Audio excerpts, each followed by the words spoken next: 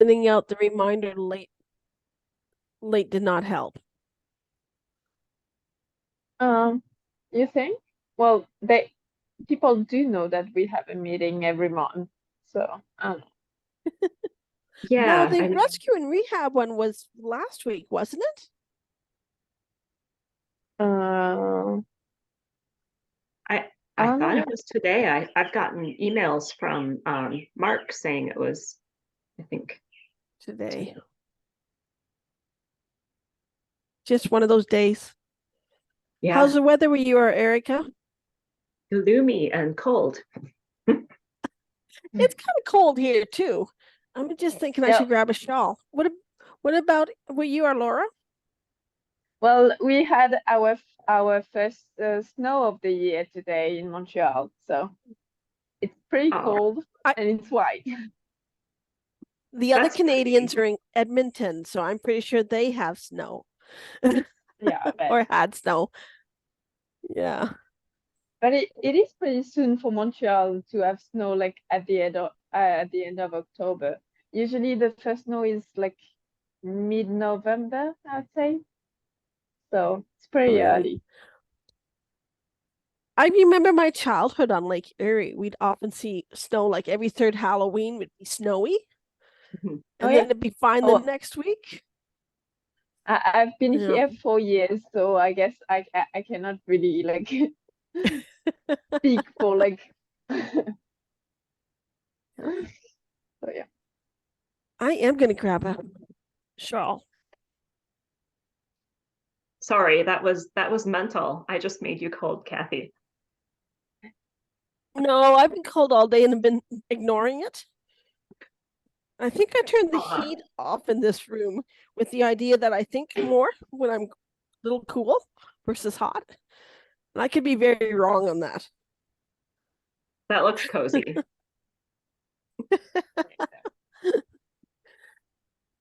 Okay. So you good to chair today, Erica? Yeah, I'm happy to lead today. Should And I we will turn my get mic started off. or Well,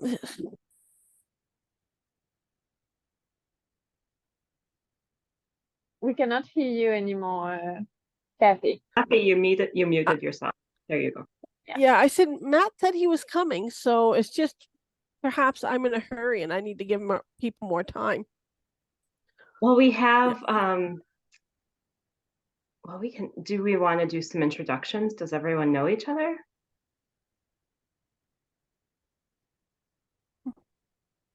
Sure, Steve, why not? There's not many of um, us here. yeah. Okay, I'll start. I'm Eric Lemoyne. I run the Loon Watch program out of Ashland, Wisconsin. I've been doing that for almost 13 years now. And I'm really looking forward to today's discussion with Matthew because he's asked me for data and he's asking a lot of other organizations for data and to see what he's going to do with it and how that can be compiled. So, all right. Kathy, you want to go next? I am Kathy Jones, and I'm from the Canadian Lakes Loon Survey at Birds Canada, and I'm looking forward to Matt's talk as well. I've heard it once before, but so I'm quite excited to have everybody else hear it too. And I've been working on the Canadian Lakes Loon Survey since I'm so old, 1995. Ooh, awesome. All right. I'll just go in order of who's on my list here. Laura, would you like to go next? Laura, I don't know how to say your last name. Pooch? Pook? Maybe you can tell me.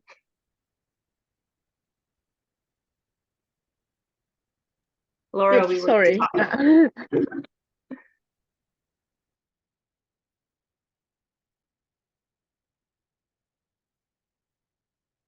go ahead, Laura. I think you lost her. I think she popped off. Sorry. Oh no. Okay, Nancy. Okay.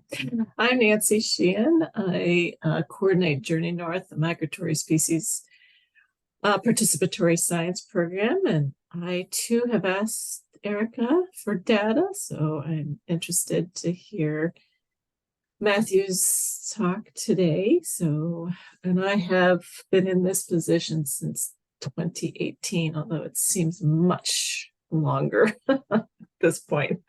So nice to meet you all, or see you again. Very good. Sorry, Erica, I missed my turn. I had a problem with the internet. I had my name and then it just like shut down. Ah, go ahead, Laura, then.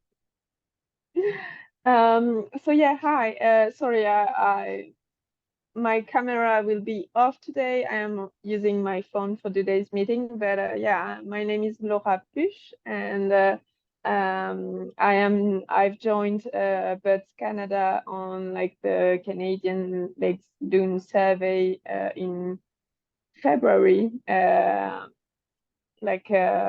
as part of a partnership between Birds Canada and Quebec Oiseau, for which I work for. Which is basically an organization for bird conservation in Quebec, in Canada. So yeah, I'm just working on promoting the program here in Quebec so that we have more participants and more data, basically. Yeah. Great. Thank you, Laura. Thank you.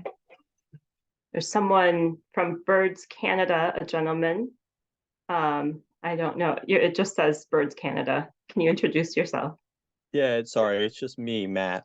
I should have changed the Oh, Matt first. yes, Very sorry. good. You're our star. There we go. Oh, but I turned off my video somehow. There we go. Yep. No, it's just me. Happy to be here.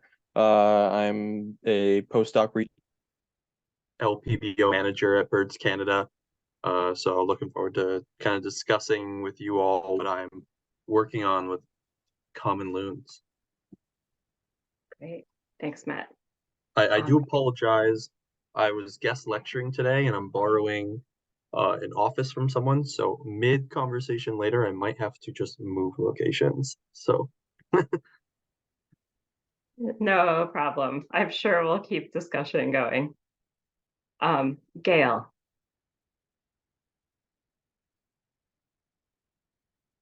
Hi, I'm Gail Harless. I live in Minnesota, edge of the Twin Cities metro area. I work with my local lake organization to try to get them to understand and respect loons better. And I also started a Facebook group about 15 years ago, and it has thousands of members now. So that's really, once in a while I find out about rescues needed through there, and any education I can do about loons is a good thing. So Great. Thank you, Gail. Haley. Hello, my name is Haley Parker. I'm new to the group. I just joined, gosh, maybe a month or two ago, but it's the first time I've actually been able to hop on a call. I work in Massachusetts for DCR, state parks and state forests, and I became connected to the group through Jillian Whitney. She works at our water supply, and I work at state park, state forest. So I thought it'd be cool to join and make sure we can start doing some more maybe loon work on our state park, state forest water bodies. So excited to be here. Thank you, Haley. That sounds great. John.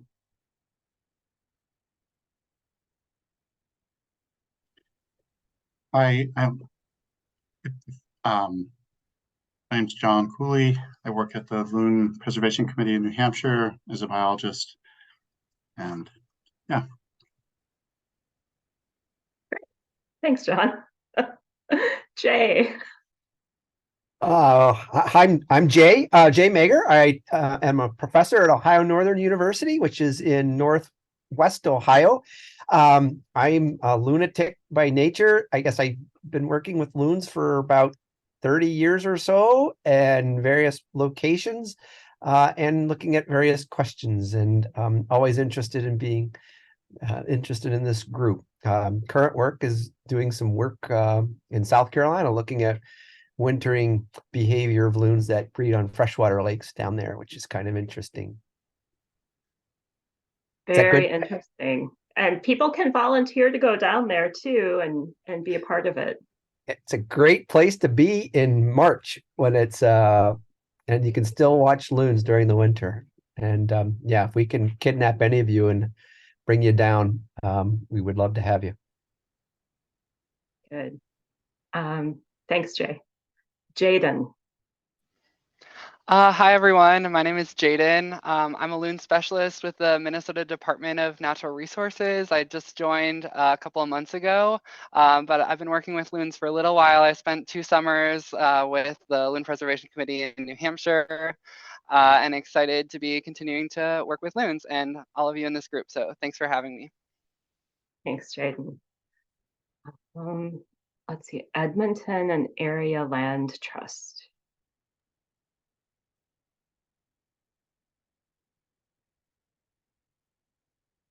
Who's from there? Did they just disappear? Okay. They had enough. Maybe they'll come back. Nina.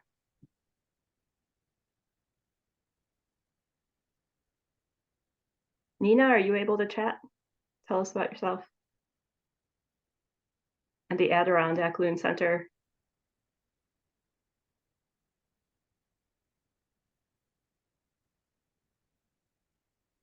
He just left a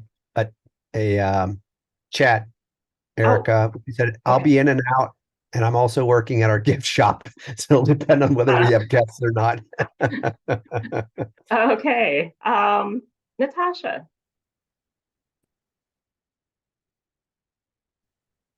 Hi, I'm Natasha Barlotta. There we go. I'm the Stewardship and Outreach Manager at the National Loon Center in Cross Lake, Minnesota. We're a new nonprofit open to following the footsteps of LPC and Adirondack Loon Conservation Center and all the other loon conservation groups all over the country. And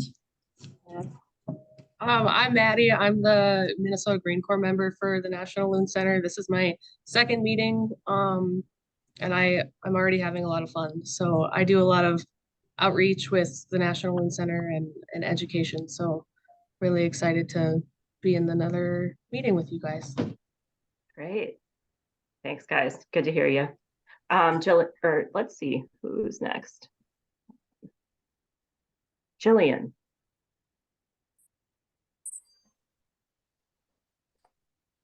Hi, can you hear me? Yes. Yep. Okay. Hi, I'm Jillian Whitney. I work for DCR Water Supply in Massachusetts and have been monitoring loons for several years now, and I'm a member of Nelswig for quite a while now. Great. Kim from Wild North.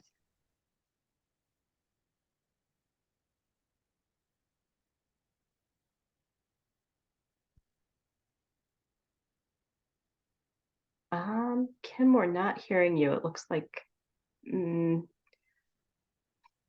looks like your mute is off, but I'm not hearing you. Maybe try some different audio settings. And then there's someone from a 780 area code that's on. Would you like to introduce yourself?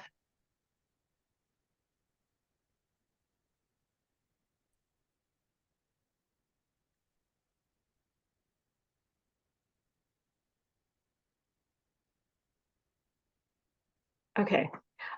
We'll just welcome you all, and then Mark, it looks like you're on as well. I just got on. Can you hear me all right? Yes. Yeah, and by the way, that 780 area code, that's Kim Blom from Wild North in Alberta. I recognize her phone number. And anyway, I'm Mark Pokris. I'm a semi-retired wildlife veterinarian who's been doing loons for a long time, and I think I know almost everybody on here and work with you pretty closely. And Tracy, I got your email this morning, and we'll talk soon about Maine issues. So, Thanks, Mark. Did I miss anyone? Does anyone else Yeah, actually want to introduce themselves? Okay, yeah, I didn't introduce myself, but Mark kind of did. But I'm Tracy Hart, and I work at Maine Audubon as a wildlife biologist. And similar to some of the people on the call, like Nina and John Cooley, and I don't think Eric's on, but we have funding through an oil spill settlement fund to do some loon restoration work, including loon rafts and outreach and fish sled free work. And then we also coordinate an annual loon count for the state. So. Great. Just Tracy. a couple updates from the chat, Erica. Kim says sorry, she just got online, so she wasn't able to talk. Edmonton Land Trust, and that's Megan Jacqueline, and she put up a chat. We collect data on our lands near Edmonton to submit to the Canadian Lakes Loon Survey program. And I think that means we have everyone. Excellent. All right. Well, it looks like, and Kathy, you're taking notes. Thank you. I'm taking notes. Yeah. All right. So steering committee update is our next topic here, and I'll bring up those working group goals. I think we're wanting to just confirm with everyone then that that's what we want to do. So bear with me as I bring that up.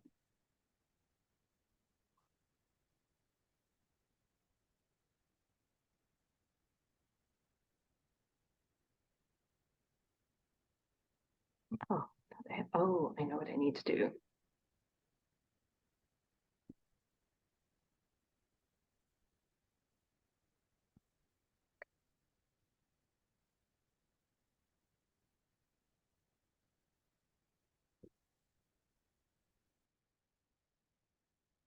Okay, so we had added one that the last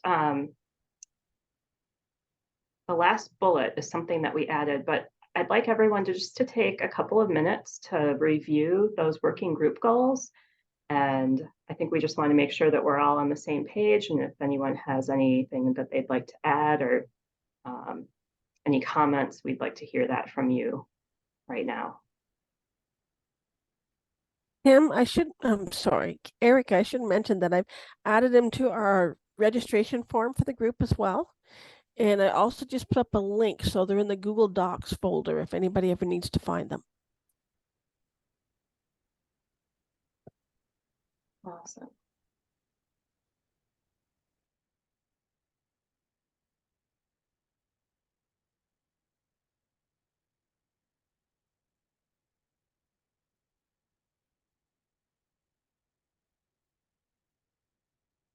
Does anyone have any comments or anything that they'd like to add, or anything that they find maybe some incongruencies with?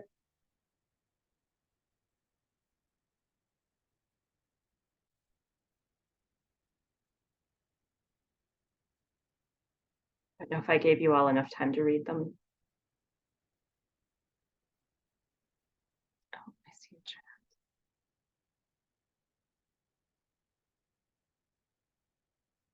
So Kim said, I think these goals are strong and action-oriented. Great, thank you, Kim.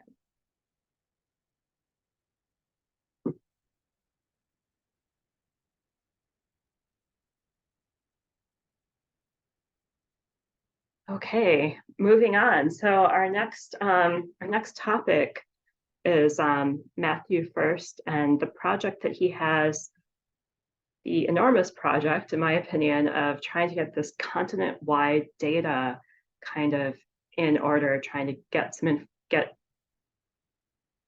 congruent information from our continent-wide data, which I think is very admirable and an incredible challenge. And I think we all want to support him and are all really excited to hear what he has to say. So Matthew, I will hand the reins over to you. Yeah, thank you so much. Happy to be here. Nice to meet or e-meet some of you who I haven't met, and good to see familiar faces who I'm already collaborating with again. Yeah, so I'll be like today I figured I would use this opportunity to share what I've been working on as part of my postdoc and manager position through Birds Canada. But I also wanted to use it as an interface to discuss with this group specifically a volunteer and kind of loon monitoring project that will feel relevant to all of you. So I'm going to go through a presentation that I presented at the Ornithology Conference in London, Ontario this summer. I know it will give similar material or familiar material to some of you, so I'm not going to go through it in a too traditional talk approach. And when I feel relevant and it stirs up some ideas that I have, I'll just bring them up. So in general, as it's already been introduced, I'm working on a common loon range-wide analysis, primarily funded by a MyTax postdoc that I'm working with. So I'm working with Mark Mallory at Acadia University, Walter Piper, Chapman University, and Doug Tozer at Birds Canada, along with plenty of other collaborators, some of which who are on this call. And what we're kind of hoping to do is to use this network of loon monitoring groups from across the continent to basically allocate data and further understand why the population rates of common loons vary across their range. So we know from previous work through the Canadian Lakes Loon Survey that even within Canada, different populations of loons that have been surveyed across the entire continent experience different rates of decline depending on where their region is. When we look at it from a Canada-wide perspective, we see that the number of pairs per lake throughout Canada has declined the most number of loons that we have data for through the Canadian Lake Loon Survey coming from Ontario. And when we kind of dive into that a little bit further, using 6-week-old young per pair, we see this 1% decline per year, which pretty much translates to approximately a 30% decline since the 90s. So this is just using the Canadian Lakes Loon Survey data, which is volunteer-based, as you know. But what has really kind of started to stir up the ideas for this project are the fact that across the range, we see steeper declines in some areas, declines or maybe even increases in loons in others, and moderate declines in different areas. So it brings up this question of why, and there's lots of reasons why. There's different environmental and intrinsic factors that lead to common loons reducing reproductive success over time. But even when we expand it outside of Canada, so here are results from the Larison et al. Paper, which pretty much mapped kind of the genetic landscape of common loons, their range. And that in itself showed these distinctive population units relative to how well they're doing. And well, before I go off into the causes, so this is kind of what I'm working on, is trying to collect data from different loon monitoring groups across North America to basically ask this question of why are the loons doing better in some areas than others. And that opens up a whole can of worms, both in terms of the type of data that we can work with, as well as what those causes are, and whether they're more or less relevant in assumptions. A good example is, out west, bald eagle predation on loons is much higher than in the east. So that is something that can be accounted for in our analysis, but will nevertheless be more important in some regions than others.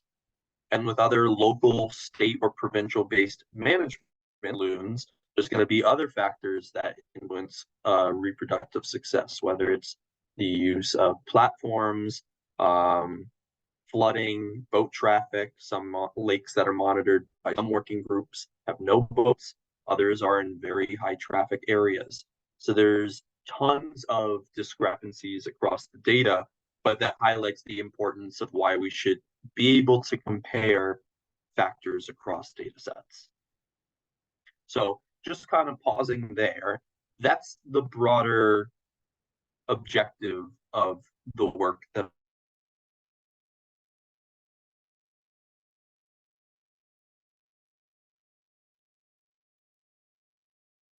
through this network and the Northeastern Loon Working Group network to basically say, like, what data is available that can help us answer these questions. Some of these questions have in part been addressed already. We know through Ontario work that pH and mercury is a driver of loon productivity. We know that through Walter Pike work in Wisconsin with the long-term population that's been monitored, that reproductive success has declined by a little over 1% per year.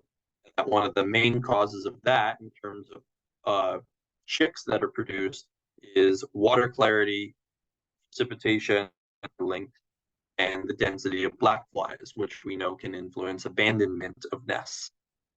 So there are some hypotheses that have been supported at very like regional specific projects, but it's never been done in a cohesive approach where there have been separate analyses within the same project, or at least one analysis that incorporates different factors related to loon reproductive success over a temporal gradient.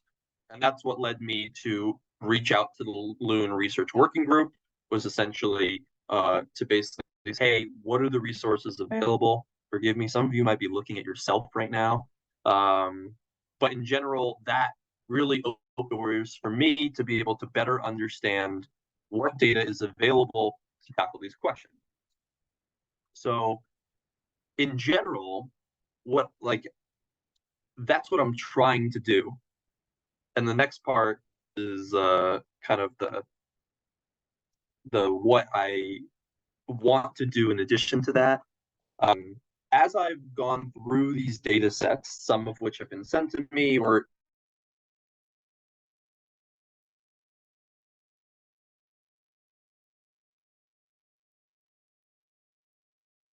realized that there would be really strong, a lot of value in having a standardized protocol.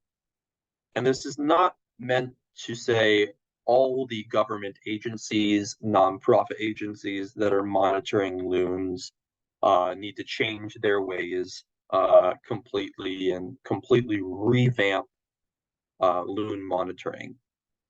But as I've started to tackle this project, I've realized, wow, there are so few common denominators. And I know that I'm preaching to the choir, and some of you may be aware of these limitations already.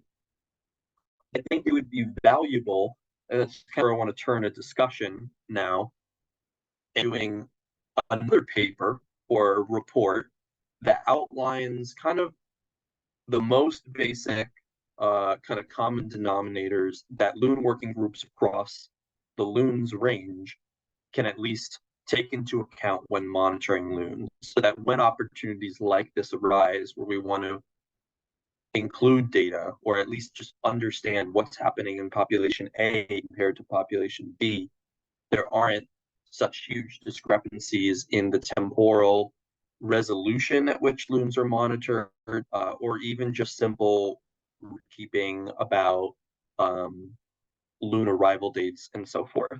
And I understand that every monitoring group has its different capacity, funding wise, staffing wise, even just what the baseline objectives are. But I think there could still be a lot of value in having a standardized loon monitoring protocol in the same way that there is for saw-whet owl banding, in the same way that there is for migration monitoring, marsh monitoring programs, that these standardized protocols can then leach into different working groups into different agencies so that those data sets can be compared. So that's kind of what I'm working on. And I have this range-wide analysis that I'm moving forward with, and I have this other brainchild, and I've chatted about this with Jay. I think I chatted briefly about it with Kathy before. But I have this other brainchild that I'd love to discuss here because you all have the expertise of the pros.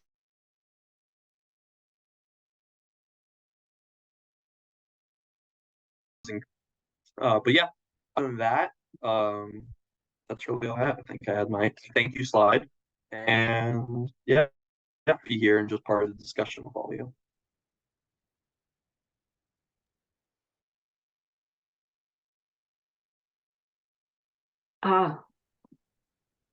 That's great. Thank you, Matthew. Could you sort of go over what you would like to see those standardized protocol be?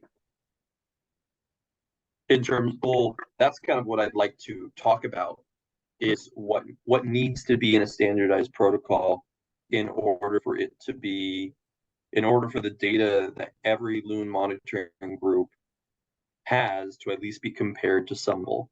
And again, this totally is taken into account the fact that some groups work at different resolutions with different capacities.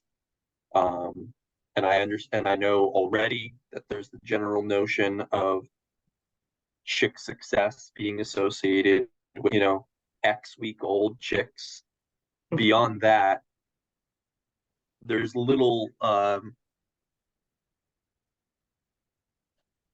similarities in protocol that at least can be translated to an analytical framework. So the short answer is I don't have a direct request. This is something I'd love to work on with this working group to figure out what kind of amendments we can make so that what we're getting out of monitoring loons at this large scale is much more comparable. It's a tough question. It's a tough kind of thing to tackle, but I think it'd be valuable. At least it's put a huge roadblock in what I'd like to better understand about loons. Yeah, I mean, it brings up so many questions in my mind too, like, how often do you want people to monitor, and throughout the season, when do you want them to start? Do you want those ice out dates? Like there's so much data that can be collected.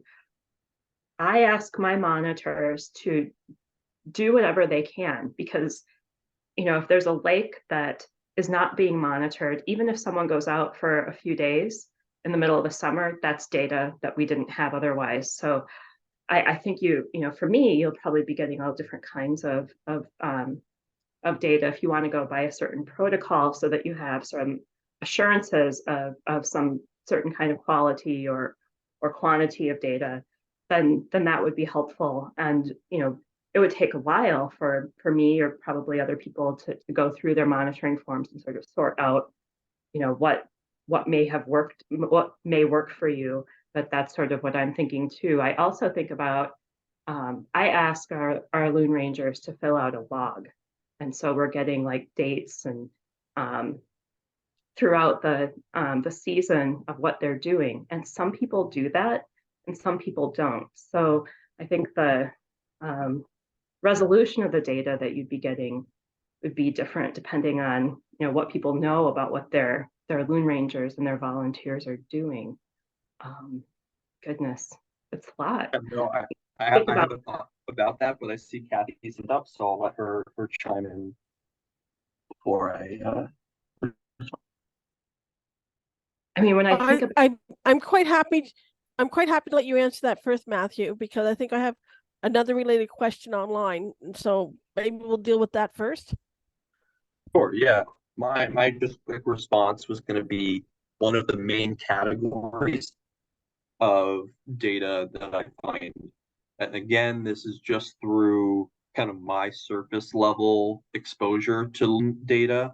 I'm fully recognize that there's experts here that have been working on these Loon working groups much longer than I have.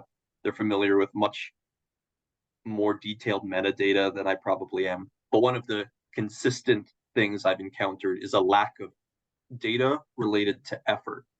So in terms of what you were saying, Erica, in regards to people not filling out boxes or monitoring data being very like almost zero limited, because sometimes you're going out to the lakes that you know there's the active loon population and you don't have the records of the number of times you went and you just didn't see anything.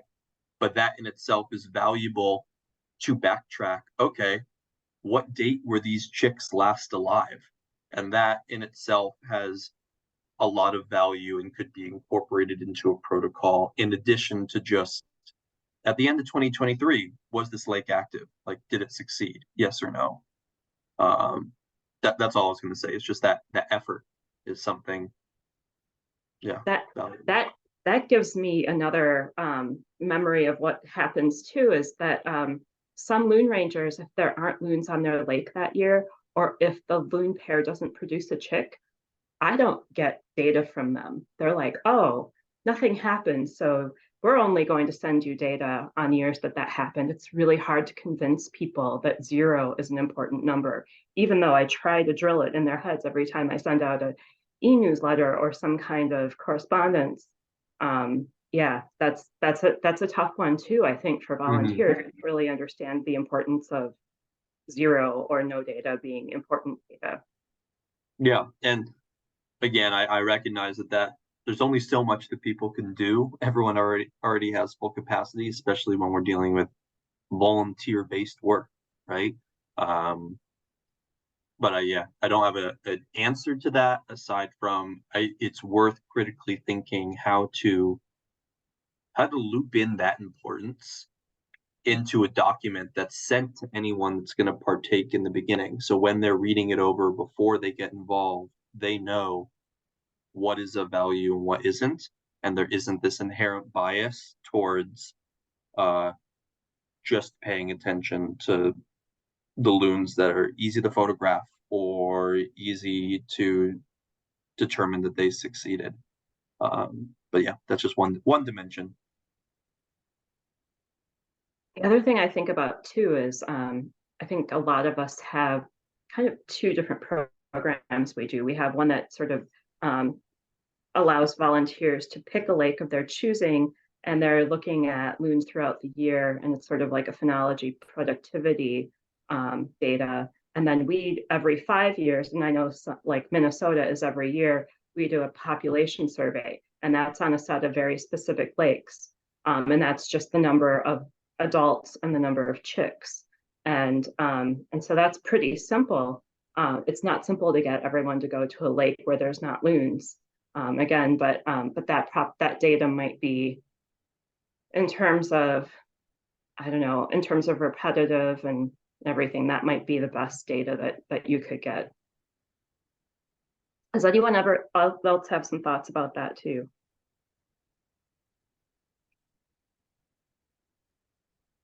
Perhaps now's a good time for me to talk.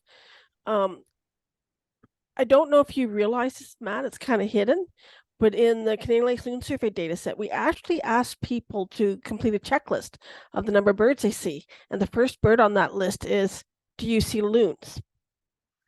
So we do get a little bit more of that no data from that, because we know if they see loons and just didn't tell us about it. But I can tell, and I think Erica and Nancy and the ones who've been doing this for a while can all say the same thing. We consistently and constantly tell people to give us your negative data, and it still doesn't happen. And the other thing is, Edmonton asked what is lacking from the Canadian Lakes Loon Survey, Canada-wide, that there is equivalent of in the States. And on the same token with that, I know that you mentioned first arrivals and last arrivals when you were talking, and that's something we no longer collect with the Loon Survey. And something I keep thinking we should bring back with climate change. But the problem we've had in the past is the loons would show up before the volunteers and they'd leave after the volunteers. So collecting it was not very good data. So is there particular things you look at the data set, for example, the loon data set, and say, I really wish we had? It's a great question. I'd say that is something that I'd like to more concretely discuss with this group at like another call, like have a checklist of these are the 5 core things we need. This is just my baby step into the group to say this is what I'd like to kind of create. This is where I think there's importance in making just detailed amendments to protocols that we can all follow so data is comparable. In terms of the arrival date and departure date, it's funny because arrival date is more directly correlated with just reproduction, but arrival date is often correlated with ice out. So if we have ice out, it can be used sort of as a proxy for arrival date in terms of what those reproductive outcomes are going to be. In terms of departure date, yeah, I'd like it, especially because if they have young, they're going to depart later than if they're an unsuccessful breeder that's becomes a floater in the population and then is just going about. And that's another thing for the CLLS checklist is even just notes of were the loons you saw on the lake that is active, or were they loons at a neighboring lake, so forth, figuring out those details. But again, those are really fine details. I don't want to get stuck in the weeds with that. The kind of coarser objective is how can we compare just population growth rate, survival, and reproduction across these populations that are monitored. Because I'd say even the baseline of knowing whether or not there's 3-week-old chicks is something that we all understand, but isn't necessarily implemented everywhere. Even that would allow comparisons, because it gets to the point where some people just have presence of absence of chicks. How many like X week old chicks there are? Sometimes X week old varies 1, 2, 3, 6. And in addition to that, sometimes it's just number of adults. So that in itself is a discrepancy with reproductive metrics that then I or anyone would have to say, well, we just have to do it as a yes or no. Is there evidence of reproductive success or not? And that's okay. That's okay. If it comes down to a binary, that's fine. But being able to reliably call it a binary 1 or 0 is a different thing. So that was a little bit of a tangent, but go ahead, Jay. No, first, thanks, Matt. I'm really appreciative that you've come and talked to this group a little bit, because we have tried to work on this a little bit, and I can sort of say that, we did do a survey maybe it's been over a year or maybe 2 now, where we did ask, what everybody tends to measure with respect to productivity. And if you haven't filled out that, I forget what is it, Survey Monkey or something that I use to do that, I would would appreciate you sending me your email, and I'd be glad to send you that survey. But I guess those are the 2 common things that we had found, is that it seems like everybody does report, one, whether or not they have a pair of loons on their lake, and then secondly, whether there are chicks. And that's in part probably a result of the frequency that they're being able to, a lot of these volunteers are able to access these lakes. And so I know one of the questions that we had asked, too, is I think we had found that a lot of people had sort of monitored loons for that critical 6-week age period. I think a lot of groups, I think most of them do that when they can, although that's kind of hard to do when individuals are visiting that lake, once or twice during the year. And one thing we had thought about perhaps in the future was actually beginning to look at the developmental state of the chicks, so that if they're not keeping tabs as to the actual age of the chicks, can they actually kind of surmise the development of the chick as to, when they're seeing them? Are they little puff balls? And is that in October? That's usually not a good thing, but there's chicks there versus ones that look like they are, in that juvenile plumage. Another thing that, we had a brief discussion about, I know I talked a little bit about, and this is something that I've been doing recently, is nesting success at all feasible to ascertain, even when most of our volunteers are looking at lakes and looking for loons, probably, well into the summer, beyond knowing when or not chicks have hatched. And I know we've had a couple of discussions as to whether or not we can actually even begin to look at hatching success by post hoc looking at, the situation on the lake. That is, can they find a nest? Can they ascertain whether the chicks have hatched, or whether they've been depredated? And that was sort of something that I've worked on in the past, and I don't know if that's something that we could even try to implement, not necessarily now for your work, but even in the future. Is if we do have a standard, can we also ascertain the critical part of nesting success? And I don't know what the answer is, but I know I threw out a key that perhaps we can try to look at in future election times to do that. The other thing I want to mention, and then I'll shut up, is the the survey 123 that's being used in some of the programs now. Even though it's fee-based, there is the possibility of developing, perhaps a standard if somebody's got the money and the resources to develop something that can be done on a cell phone, or you can derive an actual paper sheet from that, where the same sorts of questions are being asked sort of uniformly. And maybe that's something that we would want to go with too, in terms of a universal, database. I mean, to get to your second point, Matt, maybe what we can do as a group is think about, I think I've got the wherewithal with respect to my university to use our survey 123, whether or not that's something we might want to think about developing in the future as a universal tool. Thanks for your time. And again, I really appreciate all of this, because I know I've been thinking about it, but you've got the boots on the ground and really have a lot of background that really can help us.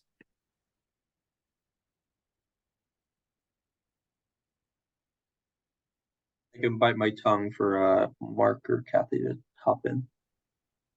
I was going to mention a couple things. Well, Oh, go ahead, Mark. I've already talked. That's okay. Yeah, I mean, one of the things that occurs to me hearing Matt's talk, thank you for that, Matt. It's always good to hear you and see your face, even though we've never really met. But to think about Jay's comments, I'm thinking about one of the things that the other working group, the Rescue and Rehab Working Group, has been working on with Natasha in Minnesota, is the iNaturalist app for reporting.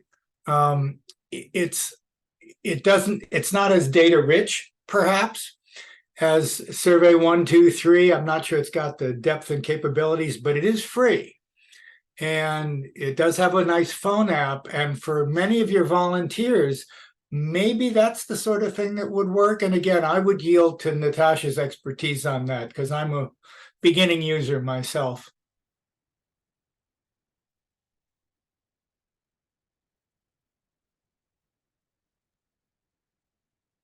I think iNaturalist. I was going to. Go ahead, Matt. Sorry.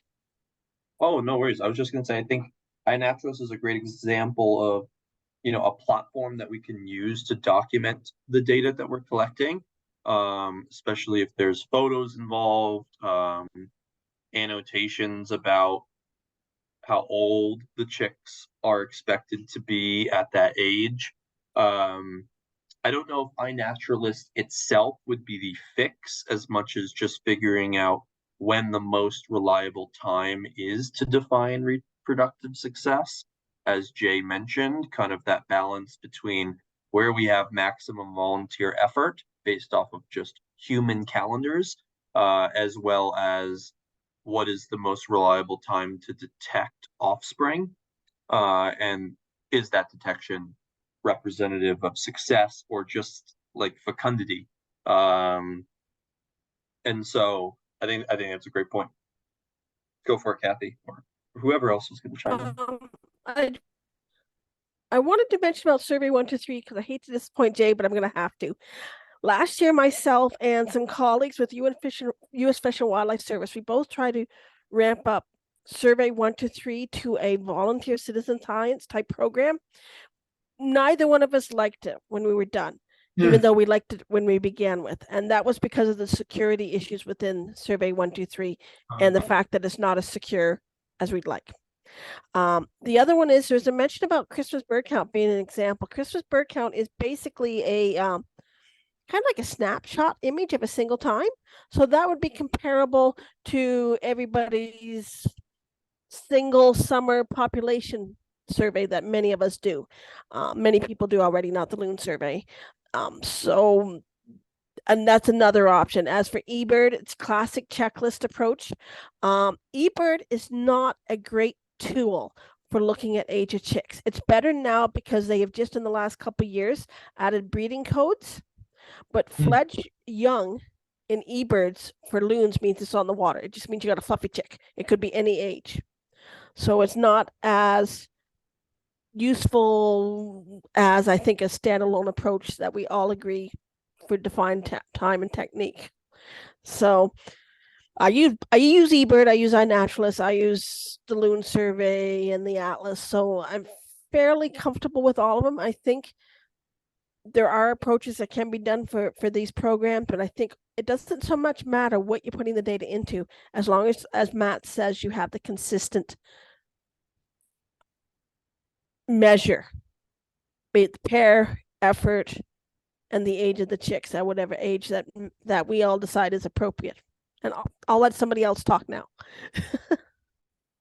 Going off of consistency, and this might be a statement, but I think what's most important is identifying what that time frame is that we can get the most valuable data, and then saying measure up to this time frame, or we can't accurately say that the nest exceeded. We can have notes that at X date, like at say it's the 6-week mark, for example. But a loon monitoring group can really only reliably do up to 2.5 weeks, once every other week or something like that.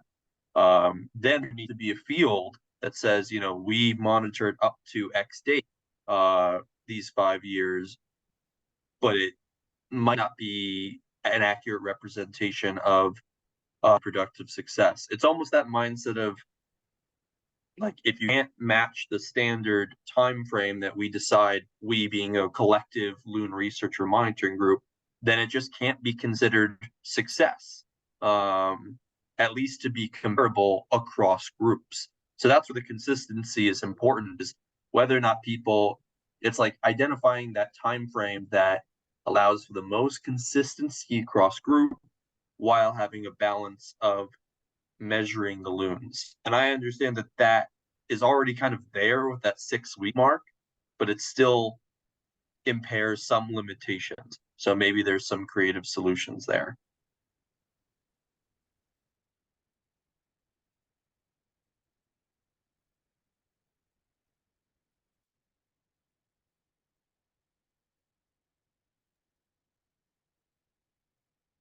Does anyone else have some thoughts? Please don't be shy. We want to hear from everyone.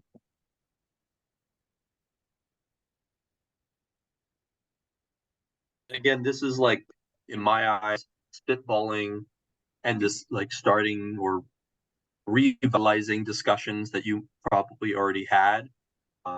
So it definitely would be constructive. I'll take what we discussed today along with everything that I'm working on and create more of a synthesized list of, these are the things that I think we need to change. How can we do it?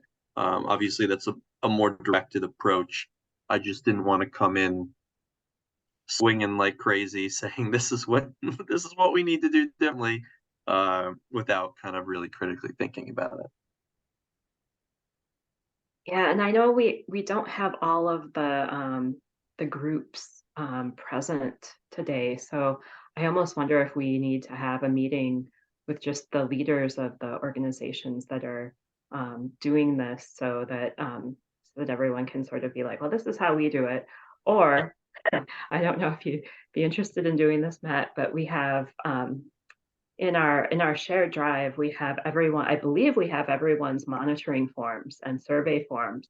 And that might be something just to cruise through and see, what the similarities are, if we have these congruencies, then maybe we can stick with what we've got, or, if there's something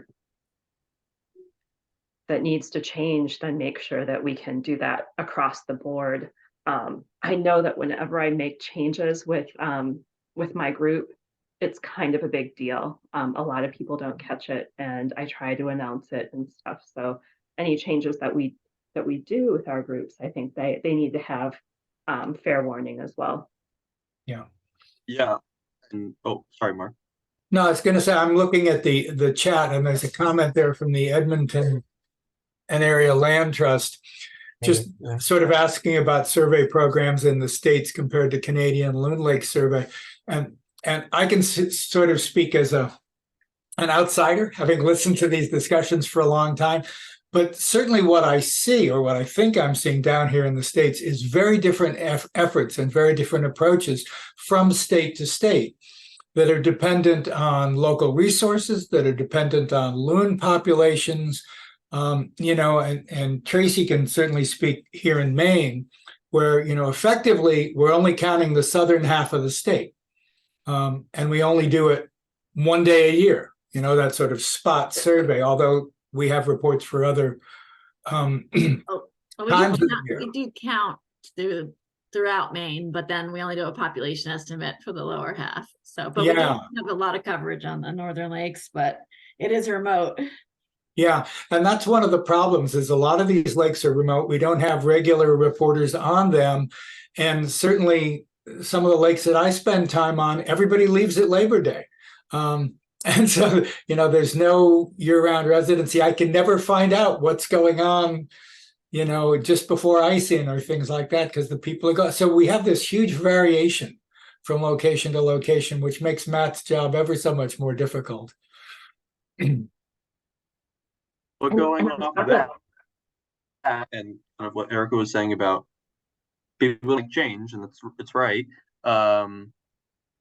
There are smooth amendments that could be made. Like change could be made in the form of just editing the existing protocol of a given,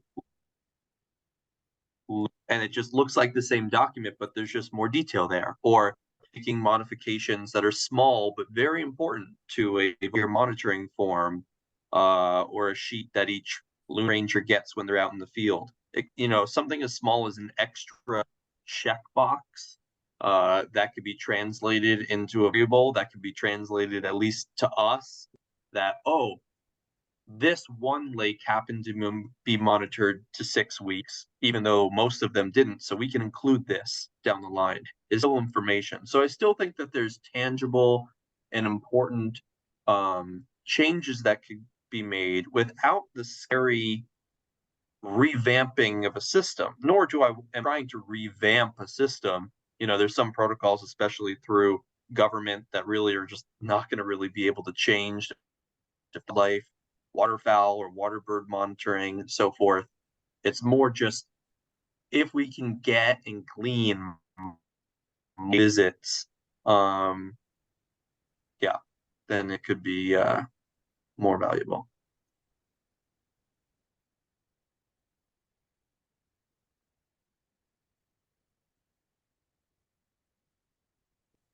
Feel like we need to meet more, Matt. Yeah. All right. Yeah. I'll touch the surface of this, and maybe we should have another meeting where we're going a little more fine-grained with some potential changes and just looking at our own monitoring forms. How does everyone feel about that? Maybe oh, go ahead, Nancy. Yeah, I can't. Oh, there's my reactions. I raised my hand and I couldn't find my reactions suddenly. Anyway, as somebody who is actually in the midst of revamping our data entry system and data structure. Reminder to Eric and Jay and Kathy as beta testers to go ahead and test it. You know, I am very happy to right now kind of do a deep dive. I think that there are periodic times, perhaps for all our organizations, where we can do some revision. So if we think about that also in terms of where we are in terms of our organizations and our kind of our database structures and revising those, there might be windows of opportunity moving forth to integrate some of the small and big pieces of the data that you need, new fields. So anyway, it's just a thought and a reminder, because I was going to send a reminder out today to my beta testers. Thanks. Duly noted. Yeah, that's an awesome point. I think about like right now is the opportunity because it's winter and we haven't put our monitoring forms up yet and we're getting our data in. So now is a good time to think about that. Yeah, I remember one thing and I'll say it again, I think I said it before. One thing we actually did in our last meeting when we talked about reproductive success, didn't we have like a chick key where we had chicks at different stages? Yeah. And to have the volunteer circle the number as to, you know, their appropriate, you know, approximate stage of development. And it was a slide that, you know, it took a lot of Linda Grenzer's pictures.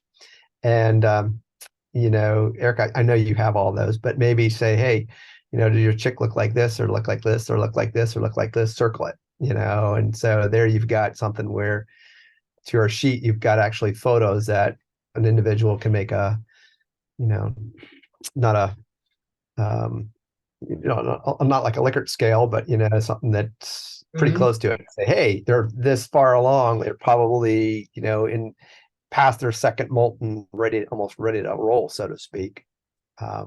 But that could be something that's useful, and maybe even a better indicator than age, you know, in terms of weeks, because I don't know how many people actually measure weeks, but they can tell you what the chick looks like at that time, and that might be a better indicator, even if they go only once during the course of the year.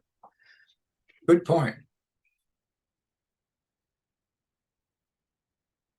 Well, the problem with only going once during the course of the year, unfortunately, is you still lose a lot of those early territories.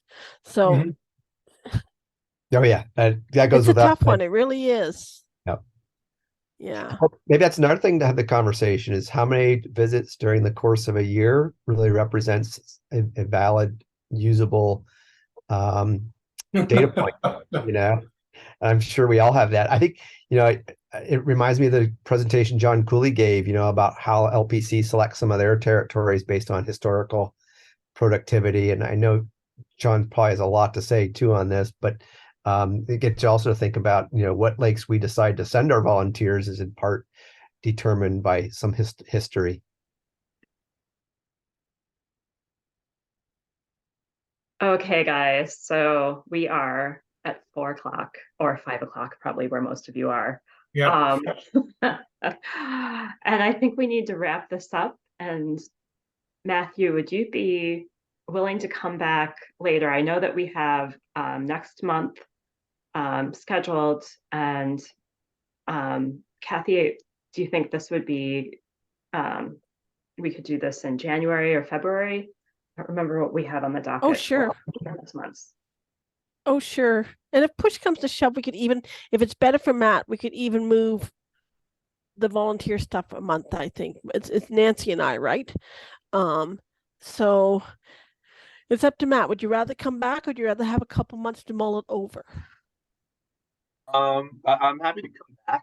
I think the biggest or the most important thing is that I come back with a succinct kind of objective, now having talked to everyone about it, and a list of key corrections. But that will also be contingent on how much time it takes the collaborators who I'm working with to send data. Like I'm aiming to move into the analysis stage this coming month. So by then I should have enough time to have looked over data sets and really identify like, okay, these 4 things are what need to be you know, consistent across data sets. So I think that should be enough time. So we can plan accordingly, and I'll let you know if I need more time. I'm flexible. Perfect. I also don't want to monopolize this space if there's something more pressing for you guys to chat about. I personally think this is really important. And I know I just had our advisory council met, and Terry Dalton 30 years ago was the coordinator. And she said that this has been attempted a couple of times in the past. So if we could do something, that would be incredible. And I think everyone is on board to the point where they really like this idea, but what action steps do we need to take? Is it feasible for everyone? Yeah. So Matthew, maybe we'll just see where you're at, maybe in a couple of weeks, and then maybe plan our future meetings from there. How does that sound, everyone? Sounds good to me. Yeah, sounds great. Okay. Great. I think do we have anything else on the docket, Kathy? I'm trying to find my. Just a reminder to people that we need those outreach materials that you have for platforms added so we can work on them next year. And on the same token, wasn't this bad? Eric Hansen is going to drop his slides from the last event into the folder. He had to go to an important birthday today, so he wasn't able to do them by today. But it would be nice to have other people's information on their platforms if they have it in that folder as well. I know Jay has put in a lot of research documents, but I think we will need those education fact sheets, those stewardship fact sheets that every group use to see what we like and what we don't like. Like the ones I use are the old NALF ones, so they're already 40 years, 40, 50. They're old. Yeah, and for those of you who didn't do the questionnaire, I did a questionnaire of our group probably again about 2 years ago, asking about how you measure productivity and its priority in terms of volunteers and how you measure reproductive success. If you haven't completed that questionnaire and would like to, so that you can add to sort of our background as to all the different groups and how they measure productivity, please feel free to email me. I'll put my email in here real quick, and I'd be glad to shoot you that that survey that we did a little while ago, if I can not have it go to caps all the time. Don't do that. My email. And I also, I think through our chat, included the link to the shared Google Drive that does have all of our different organizations' paraphernalia with respect to working documents to gather data. So if you want to see how Adirondack Center for Loon Conservation gathers data and their data sheets, I think those are there. And I think Erica's yours are there, and a couple other groups. I've tried to organize it by groups, so feel free to add another folder there. And again, if you can't access that or having issues, let me know, and we'll see about making sure you have access. I just wanted to say, Matt, that before I retired, I was a data analyst, and I used to do a lot of work